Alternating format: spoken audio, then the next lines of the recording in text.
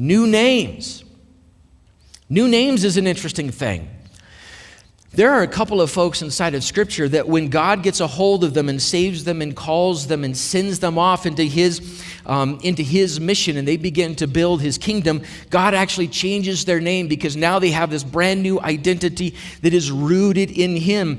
Abram to Abraham, Saul to Paul, and we understand this as now this is God's identity. But it can happen in the other direction as well, like when the Babylonians take Daniel, Hananiah, Mishael, and Azariah and change it to Belteshazzar, Shadrach, Meshach, and Abednego. Those first four names are all related to the God of Abraham, Isaac, and Jacob. They were given names in Jerusalem, in Judea, that honored the one true God. So when they get to Babylon, those names are taken away from them, and they're given four names, all of which relate to the gods of Babylon.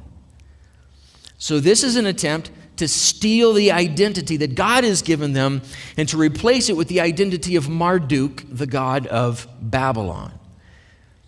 So this is a way in which a culture tries to, it's like pulling up a tree. You have to kill that tree, you have to get that taproot out of the ground. You have to crack that taproot. And changing the name is that moment where a culture tries to rip a tree out of the ground, crack the taproot wide open, and completely change you. But it doesn't work on them. It doesn't work on them. Daniel is way too close to his God to be changed by the Babylonians. Daniel is way too close to his God to be changed by all of that. By all of that.